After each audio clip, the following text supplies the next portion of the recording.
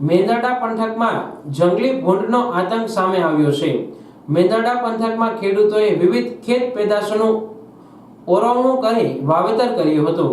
મગફળીમાં અત્યારે ડોડવા થવા લાગ્યા છે, પણ અત્યારે વેકરા વિસ્તારમાં ખેડૂતોના ખેતરમાં જંગલી ભૂંડોનું ઝુંડ અવારનવાર આવી જાય છે।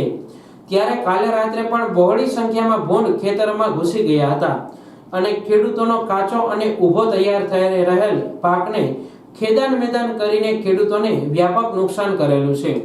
રાત ઉજાગરા કરીને પાકનું રખોપું કરવા જાય છે।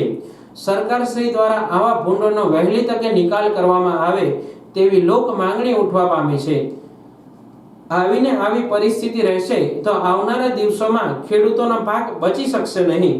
અધૂરામાં પૂરું મેઘરાજા અંધરાધાર વરસી રહ્યા છે, જેથી ખેડૂતોને નુકસાન વેઠવાનો વારો આવ્યો છે।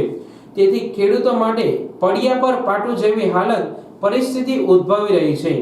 માટે તંત્ર દ્વારા તાત્કાલિક ધોરણે આ જંગલી ભૂંડના ટોળાની યોગ્ય વ્યવસ્થા કરવામાં આવે તેવી લોક માંગણી ઉઠવા પામી છે।